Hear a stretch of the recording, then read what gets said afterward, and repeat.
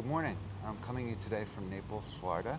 I have my medium format Yashica Mat 124 film camera, and I also have my Fuji XT30 digital mirrorless camera. So on the film, I'll be shooting Gold 200 medium format film, classic, and on the digital, I will be shooting the Gold 200 film recipe. So this is my first time using the Gold 200, but now that we're in Florida, I figured I might as well take advantage and take some shots with it. So we're gonna do a little side by side while we're here. We're here for a nice long weekend, so it should be a great opportunity to get some shots in different types of lighting situations and really see how the film compares to the digital. You may remember I did a comparison of the Phoenix 200 film. So I made that video with my friend Slade, including medium format versus 35mm of the Phoenix Harman 200. But this is a little bit different. This is film versus digital. So we'll see how it goes. We'll see how these shots compare over the weekend. So come along, let's go get some shots.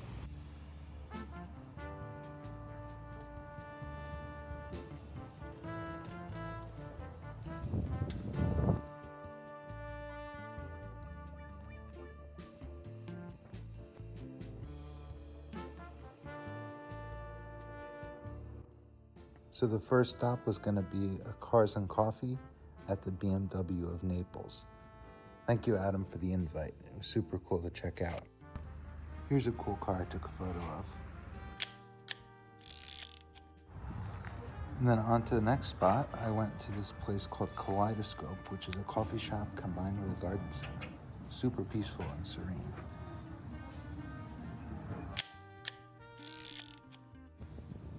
And the next spot was the Gondolier Inn, which the pink building with the awning and the palm trees in the background was just calling out my name. The next one was this golf cart. It was at a mechanic's garage, and there was Bentleys, Rolls Royces, and lots of classic cars just waiting to be serviced. Definitely something you only see in Naples, Florida. And the film is on its way to the lab, so in the meantime, enjoy a little montage of Naples.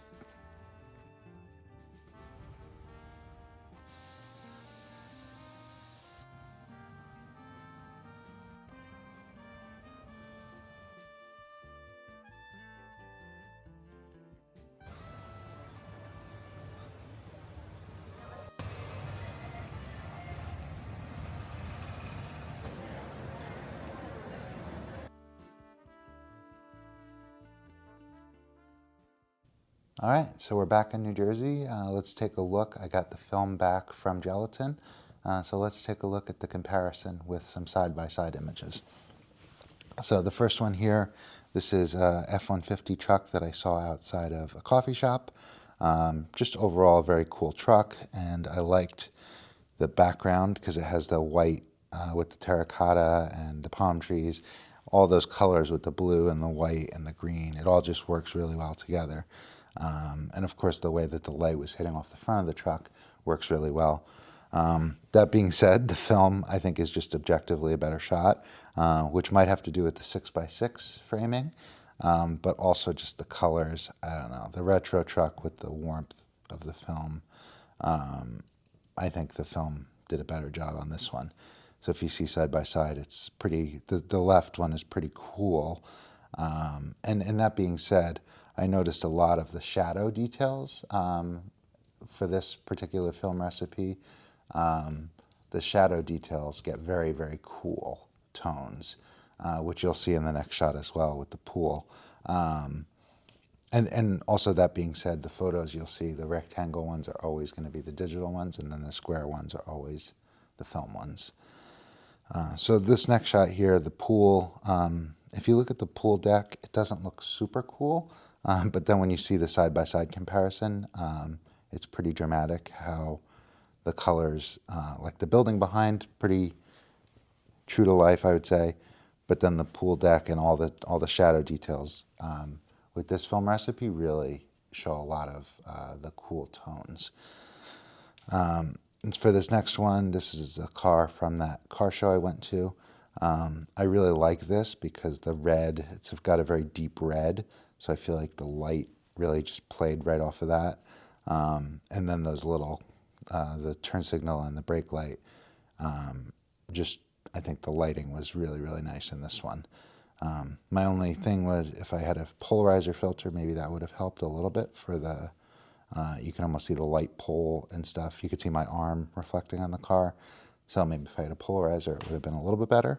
But then when you compare to the film, actually, in this one, I prefer the digital because the film has quite a warm tone to it, quite a like a yellow cast.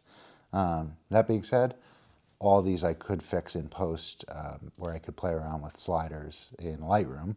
But I wanted for this test to have it as equal as possible. So I did more or less straight out of camera for both of these.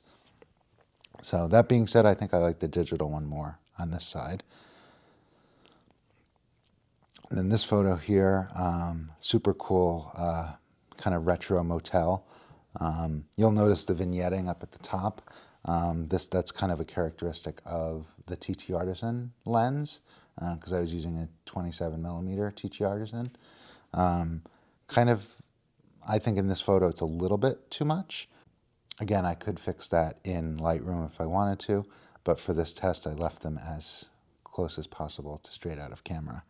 I think the sky on the film one is a little bit washed out, which of course there was a slight difference in a couple of minutes when I took one versus the other, but side by side I think the left one, it's a little bit more of a dramatic look, but I think it works better for this.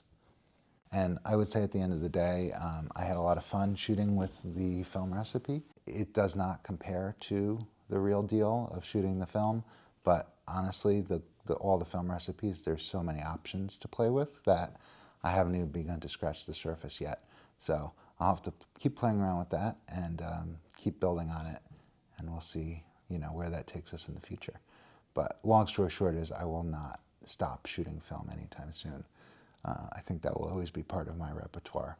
So thanks for watching, and I hope you enjoyed the journey.